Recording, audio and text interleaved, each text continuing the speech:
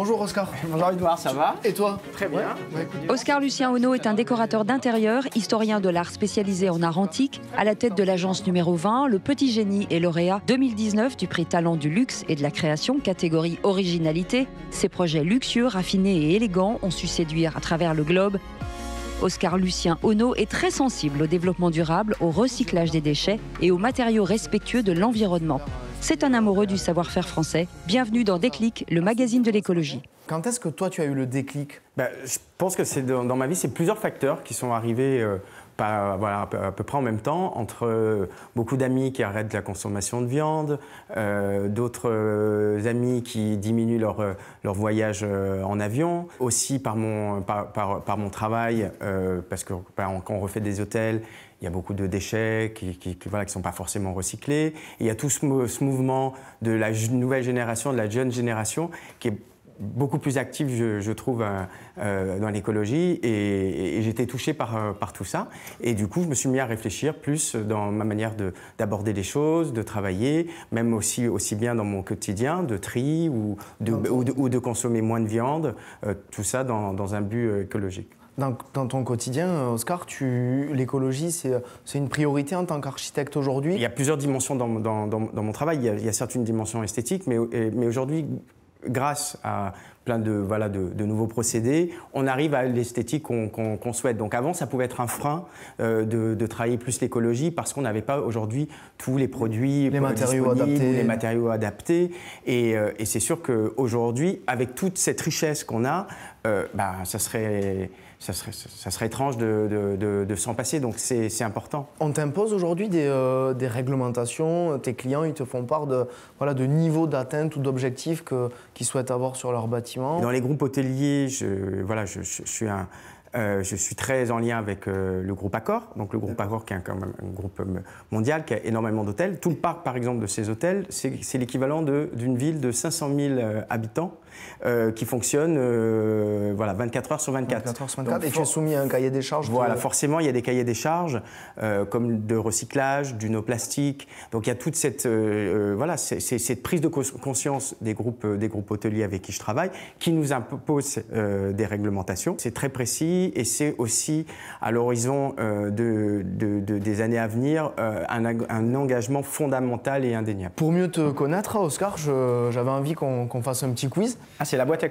au quiz. C'est la boîte à questions. Quand tu étais jeune, qu'est-ce que tu rêvais de devenir? Qu'est-ce que tu voulais faire? Décorateur. Quel a été ton premier geste écolo? Mon premier geste écolo, c'est apprendre à décerner, étant plus jeune, les couleurs des poubelles pour savoir où on met les choses. Ça marche. Est-ce que tu as un péché en écologie? Voilà, ma vie de couple me fait que je vis entre Madrid et Paris. D'accord. Et que malheureusement, à part l'avion, j'ai pas beaucoup d'autres solutions. Si tu devais être le père de quelque chose, d'un objet, d'un meuble, d'une tendance, d'une période? Aux années 20, aux années 30. C'est une année en termes de mobilier, en termes de design, qui me touche, qui me parle. Okay. Aussi bien l'esprit 1900 avec tout cet esprit peu végétal qui m'inspire beaucoup. Et aussi les lignes géométriques et strictes des années 30. Et je trouve que depuis les années 30, quand on voit le mobilier, des années de l'époque 1920-1930, on a bien sûr inventé des choses, mais le fondamental du moderne et du contemporain aujourd'hui. C'était sur ces années 20-30. Est né là, ouais. Est-ce qu'il y a un accomplissement, une œuvre, une réussite? Dans mon travail, ça va être d'avoir participé au renouveau du Paradis Latin, parce que moi j'adore les histoires, j'aime raconter des histoires. Je suis historien de l'art, donc je suis passionné par toutes ces petites anecdotes et tous ces lieux historiques, ces lieux chargés d'histoire. Et c'est vrai que quand j'ai eu la chance de redécorer cet endroit mythique avec toute l'histoire qui est dans le plus vieux théâtre, un des plus anciens théâtres, qui est sous Napoléon, et qu'on a redécouvert ce lieu qui était complètement tombé dans l'oubli par hasard dans les années 70, déjà c'est quelque chose qui m'a touché. Et après tout l'esprit et tout le Paris qui est venu et toutes les fêtes qui ont eu lieu, parce que j'aime dans mon design avoir toujours un esprit un peu festif et c'est vrai que Tu t'y retrouves. Ouais, je me suis. Ouais. Une ambition pour demain? Continuer à faire ce que je veux, de le faire comme j'ai envie, hein, et d'imposer le plus mes règles. Et c'est ça qui est une vraie ambition, plutôt que de devenir le meilleur ou autre. Est-ce qu'il y a ce qu'on a envie. Un lieu mythique que tu rêverais de rénover Dans la même lignée un peu que le Paradis Latin, ça serait le Maxims. Ça, okay. Mais je pense qu'il n'y a pas grand-chose à faire parce que c'est tellement beau tout ce qui a été fait. Mais en tout cas, ça serait génial. Donc dans cette émission, Oscar, il y a une boîte. À l'intérieur de cette boîte, il y a plein de trésors, plein de clins d'œil. Mais magnifique cette boîte. C'est un endroit que tu aimes particulièrement? Ah bah oui, c'est Madrid. Voilà, c'est Madrid. C'est une ville que voilà, j'adore la manière de vivre. Et d'ailleurs, en termes d'écologie, je trouve que c'est une ville qui est très propre, où les gens se font très attention au recyclage, enfin, si on peut reparler d'écologie. Et puis, au-delà de tout ça, c'est une ville qui est festive, c'est une ville qui est lumineuse. C'est une ville qui t'inspire? C'est une ville qui m'inspire et la lumière. Vous savez, quand on vit à Paris toute l'année et quand on a cette lumière là-bas... Il y a beaucoup plus de clarté. Voilà, ça change la vie. Ton univers, Oscar, c'est le luxe chic. Dans mon style, de manière générale, moi je travaille beaucoup la lumière, je travaille les matières plutôt précieuses, enfin, ou des bois vernis, des lacs, voilà, des velours et autres. Et j'aime l'esprit théâtraliser les choses, l'esprit très classique aussi, mais classique pas par le mobilier, mais plutôt par l'ordonnancement des choses. C'est-à-dire que moi, par mes études d'histoire de l'art, c'est vrai que l'art antique et l'art classique, l'architecture classique m'émeut et ça se retrouve dans l'équilibre des choses que... Et tu aimes bien mélanger? Et j'aime bien sûr mélanger, j'aime chiner, c'est important aussi.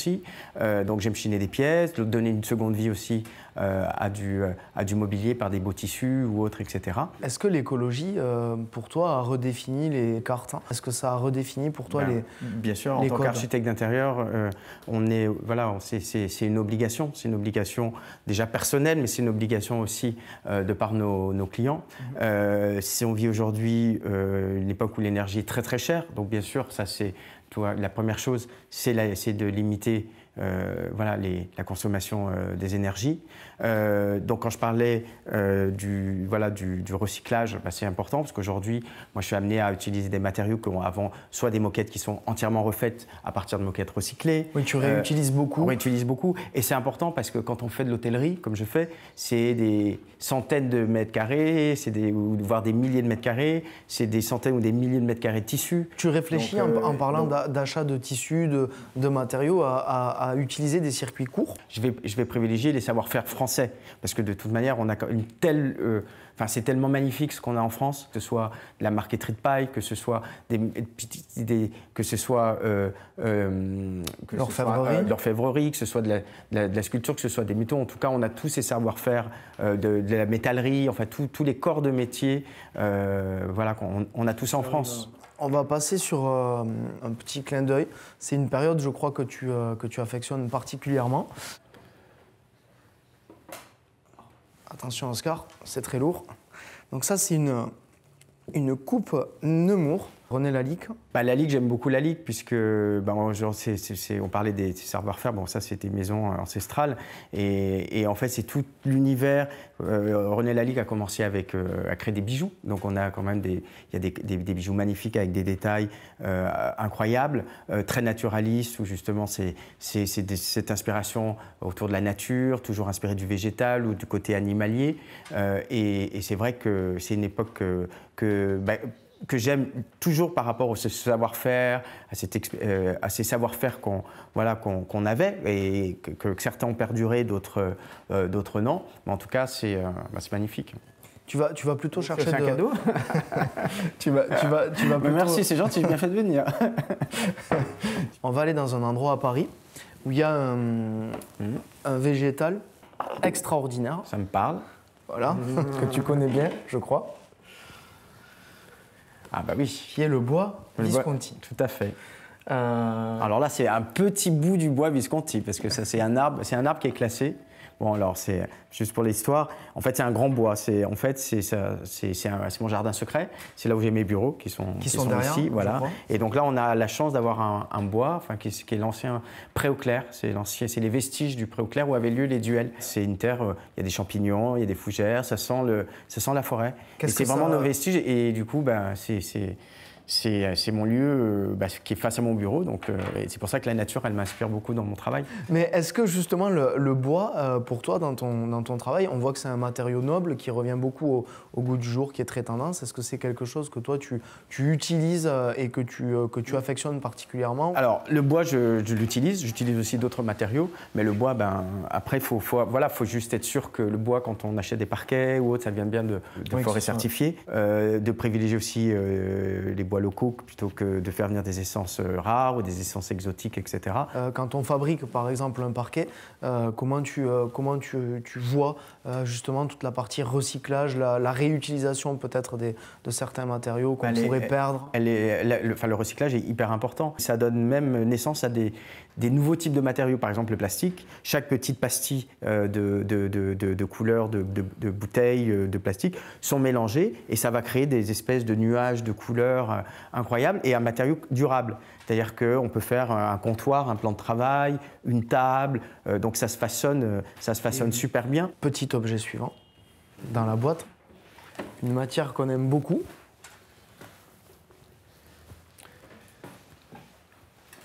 La terre cuite. La terre cuite, ouais.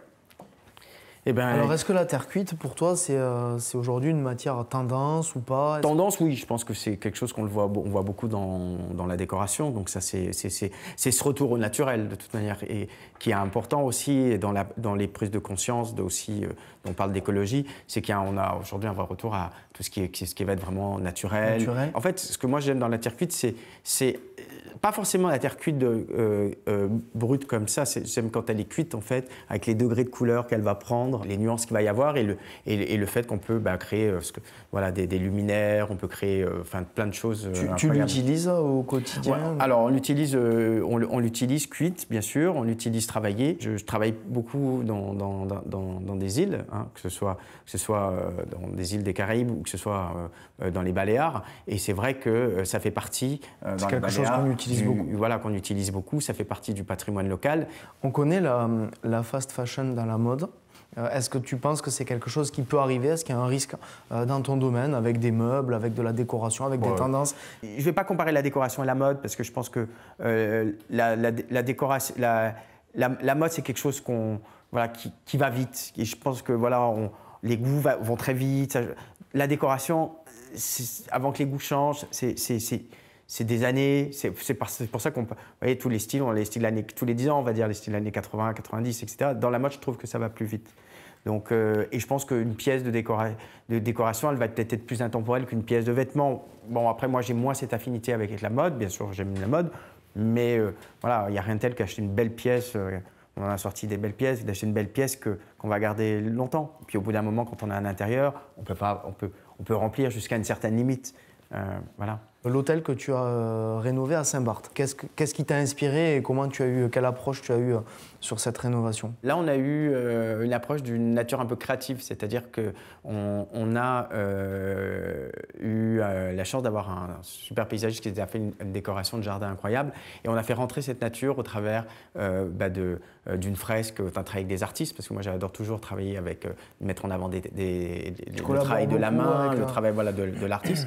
Donc on a créé en fait une espèce de bulle de couleurs, une bulle joyeuse, une bulle qui est un mélange entre un esprit tropical, on va dire, ou Miami des années 30, 40, 50 de Palm Beach, et la Riviera française. Donc c'est tous un petit mélange comme ça, de rayures, de motifs tropicaux, de couleurs très douces, de couleurs pastel. Donc on a beaucoup utilisé la couleur c'est vraiment le fil conducteur de ce projet. Est-ce que ta couleur préférée est toujours le noir? Non. D'accord. Non, ça a été. J'ai toujours aimé en fait les couleurs. C'est pas forcément le noir, mais j'ai toujours aimé les couleurs un peu clair-obscur, l'esprit caravagesque, parce qu'en fait, moi j'étais fasciné quand je regardais j'étais sur les bancs de la fac, que je faisais de l'histoire de l'art, j'étais fasciné par les grands maîtres type le Caravage et par ces clair-obscurs, ces couleurs. C'est quoi l'esprit Oscar Caravagesque? C'est un clair-obscur. Donc c'est-à-dire que ça va être des couleurs assez obscures avec une lumière qui va rentrer. Donc c'est comme si un intérieur un peu feutré avec des couleurs assez comme ton entrée par exemple, dans ces couleurs un peu foncées avec ces lumières un petit peu tamisées, etc. Ben, on va avoir cet esprit de clair-obscur. Et c'est vrai que voilà. Mais je pense qu'aujourd'hui, bon, plus on vieillit, moi avec avec la grisaille parisienne et autres, on a envie peut-être d'autres choses. Je suis plus passionné aussi maintenant par d'autres couleurs qui reviennent. Alors c'est marrant parce que c'est des cycles. Hein. On a des périodes. C'est un petit peu comme dans la mode. Voilà, ou comme dans des peintres, Picasso qui avait sa période bleue, sa période rose, sa période. Voilà, moi j'ai eu mes périodes. J'ai eu mes périodes un peu plus clair-obscur, mes périodes plus claires. Là, je reviens sur des couleurs que j'aime, type les couleurs un peu opium, ces bordeaux un peu éteints, etc. Donc, je pense que voilà, la vie, elle est faite de cycles, elle est faite d'atmosphère qu'on va découvrir, et puis et puis moi, le fait peut-être aussi de passer du temps en Espagne, Madrid avec cette lumière, j'ai envie d'autre chose. Justement, Oscar, en parlant de couleurs, on va parler de peinture biosourcée. Donc, je vais chercher mon ami Lionel Bouillon, qui est directeur général d'Algo Paint et qui va nous rejoindre pour échanger de ces sujets. Ouais, génial, plein de rencontres en plus. Bonjour Edouard. Salut Lionel. Tu vas bien? Ça va et toi? Très bien. Ouais. Tiens, je t'en prie, installe-toi. Bonjour Lionel. Enchanté. Enchanté. Parfait. Félicitations Oscar pour ce que vous faites. Et quand on parlait de couleurs avec Edouard, ça m'a fait rebondir et je tenais à vous présenter ce que l'on fait nous. Donc, nous, on est fabricants de peinture écologique, on est au cœur de l'écologie et on a développé la première peinture écologique à base d'algues du littoral breton. Implanté à Rennes, chose logique, notre mission était de proposer à l'utilisateur et aux donneurs d'ordre, aux architectes, une solution décarbonée afin de construire véritablement des bâtiments beaucoup plus respectueux de l'environnement, de l'écologie et tout ça en filière courte. Et on a travaillé sur toute la mise au point de tout un concept différenciant. Donc on parlait de circuit court, on est véritablement dans ce cas-là. Tout à fait. En fait, nous, notre concept était de se dire aujourd'hui, quand vous préconisez différents matériaux dans les intérieurs, c'était de véritablement apporter une alternative aux solutions issues de la pétrochimie. Et pourquoi l'algue? L'algue, tout simplement parce que déjà, l'algue est utilisée en cosmétique et en agroalimentaire. Et ça génère un coproduit ou un déchet, qui est une poudre blanche. Et cette poudre blanche, aujourd'hui, nous apporte des propriétés à notre produit, qui a fait l'objet d'un dépôt de brevet en 2012. Et ça apporte une résistance mécanique au film. C'est par rapport à la poudre, en fait. Par rapport à la poudre d'algue. Il y a les peintures à base de caséine, non, c'est ça? C'est de la poudre de lait ou quelque chose? Donc on a besoin d'une poudre, en fait, pour fabriquer la peinture, c'est ça? Pour fabriquer la peinture, on a tout à fait besoin, en fait, de principalement deux types de matériaux. On a besoin de résine. Donc aujourd'hui, les peintures classiques sont dérivées du pétrole. Nous, aujourd'hui, on privilégie des résines végétales auxquelles on va rajouter derrière des poudres pour véritablement apporter de l'opacité au produit, une résistance mécanique au film. Et cette poudre, nous, vient des algues à travers la valorisation de ce coproduit. Justement, Lionel, c'est quel type d'algues? Alors, en Bretagne, nous, on a plus de 700 variétés d'algues et dans notre concept et dans notre peinture aujourd'hui, on utilise principalement 4 typologies d'algues. 2 algues brunes, donc, qui poussent le long du littoral breton, et 2 algues rouges qui sont déjà utilisées en agroalimentaire, qui vont donner de l'onctuosité au produit, puisqu'on peut l'appliquer aussi bien au rouleau, à la brosse ou au pistolet. Alors moi, je suis curieux de voir les petites couleurs là. Bien sûr, ouais, bien sûr. C'est superbe. Tenez, Oscar. Elles sont réalisées à la main. Combien de couleurs sont disponibles aujourd'hui, Lionel, dans la gamme? Alors nous, aujourd'hui, on sait contre-typer toutes les teintes du marché, mais on a développé un nuancier de plus de 140 teintes qui sont réalisées à la main par nos équipiers, puisqu'on a une dimension sociétale dans le projet en plus, puisqu'on a l'agrément ESUS et on a le plaisir d'avoir 28 personnes en situation de handicap qui nous accompagnent dans notre projet et qui réalisent à la main toutes ces applications. Je viens de voir la petite... cette teinte a été réalisée pour vous à la main, avec amour par le nom de la personne. C'est voilà. Joli. Donc on est en plein dans vraiment l'économie sociale et solidaire et dans les circuits courts. Ouais, donc c'est une entreprise qui est pleine de valeurs quelque part. Tout à fait. On essaye aujourd'hui, un peu comme l'évoquait tout à l'heure Oscar, je pense qu'aujourd'hui, l'écologie, on le partage tous. La conduite du changement, il faut l'accompagner et donner du sens à ce que l'on fait. Et dans vos projets, est-ce que j'ai pu voir, est-ce que tu as pu partager tout à l'heure, on voit véritablement la conviction, l'engagement qu'on porte de faire partager à vos clients. Et nous, dans notre projet, c'est exactement ces valeurs-là, c'est de se dire, proposer un produit. Justement, Lionel, On sait très bien que la peinture, c'est de la pollution, notamment de la pollution de l'air. Aujourd'hui, vous êtes présent dans les hôpitaux, dans les crèches, dans les écoles. Quelque part, c'est que votre peinture répond à des critères aujourd'hui de qualité de l'air? Bien sûr. Aujourd'hui, tout notre produit a été testé par des laboratoires indépendants pour pouvoir justifier nos allégations. Et aujourd'hui, par rapport à la qualité de l'air intérieur des logements, qui est un enjeu fort en termes de thermie des bâtiments, on passe de plus en plus de temps dans des espaces clos. Il était important de proposer un produit le plus sain possible. Et quand aujourd'hui vous appliquez 1 litre de peinture, vous appliquez du pétrole sur les murs, et en séchant, il y a la moitié du pot de peinture qui s'évapore dans l'air intérieur. Et c'est ce que ça les gens n'ont pas encore assez conscience. Clairement. Et c'est ce qui génère les composés organiques volatiles, qui font partie des perturbateurs endocriniens. Et nous, en séchant, aujourd'hui, on relargue des produits d'origine naturelle, donc on est 10 fois moins polluant qu'une peinture classique du marché. Et tout ça est testé, bien sûr, par des laboratoires comme Eurofin et l'Écolabel, puisque tous nos produits sont écolabellisés. Bien sûr. Je crois que tu as reçu une distinction, qui était un trophée de l'innovation 2022. Aujourd'hui, Algo est une jeune entreprise sur le marché de la peinture, puisqu'aujourd'hui, nous, on est créé en 2015, on est une jeune start-up, on a 41 personnes, dont 28 personnes en situation de handicap. Et aujourd'hui, avoir des reconnaissances et des trophées nous permettent aujourd'hui de mettre en avant notre solution et de la faire connaître aux plus grands. Et c'est pour moi un privilège de croiser et d'échanger avec Oscar pour les projets, parce qu'aujourd'hui, la conduite du changement, la visibilité que les trophées peuvent nous apporter, comme le trophée BNP Paribas Publicis MyCom for Impact, nous permet aujourd'hui de gagner en visibilité, de faire connaître notre solution. De faire connaître la marque. Et justement, tes clients, c'est des gens comme Oscar, typiquement, ou c'est des particuliers, ou les deux? On a les deux gammes. En fait, on a une gamme qui est tournée vraiment pour le grand public, qui est disponible en ligne sur notre site internet. Et on a développé toute une gamme pour le marché professionnel, où là, on vient de signer des accords cadres avec des grands groupes comme Bouygues, Nexity, dans le cadre des JO 2024, où on est porté sur des futurs bâtiments comme le village olympique. Donc justement, Oscar, pour toi, c'est produit quelque part 100% français, avec un circuit court. C'est quelque chose qui correspond, toi, à tes recherches? Bien sûr, mais c'est toujours mieux de savoir d'où viennent les peintures qu'on utilise, parce qu'on en utilise beaucoup. Après, on sait que c'est polluant, on n'a pas forcément la notion qu'il y a, comme vous l'aviez dit, justement, qu'il y a la moitié de la peinture qui s'évapore, en fait. Quand on fait du résidentiel, ça fait souvent partie du cahier des charges. Parce que c'est chez eux, ils vivent là, ils ont des enfants. C'est dans l'air du temps, c'est quelque chose qui est... Et voilà, c'est une belle initiative et je serais curieux de voir toutes les couleurs qui existent. Avec grand plaisir. Et il y a quelque chose d'important. Après, moi, je pense qu'il y a aussi quelque chose d'important dans la peinture, parce que souvent on achète au litre, etc., de pouvoir vendre au mètre carré. Exactement. Parce que ça, c'est aussi, si on parle d'écologie... Pour traduire le prix au mètre carré, pour éviter en fait les pertes. Les pertes, parce que quand on parle de faire attention aux déchets, etc., quand on doit acheter des pots et qu'on a des petites surfaces à peindre, je pense que ça doit je sais que ça existe, mais il faudrait que ça se développe plus, qu'on puisse vraiment acheter au mètre carré. Clairement, parce qu'aujourd'hui, on livre un semi-fini, et aujourd'hui, c'est du mètre carré. Et pour nous, c'est important, puisque le rendement de nos peintures est supérieur aux peintures conventionnelles du marché. Donc aujourd'hui, on peut être un petit peu plus cher en prix facial, mais on utilise moins de peinture. Donc on est tous gagnants. Aujourd'hui, vous êtes leader sur le biosourcé.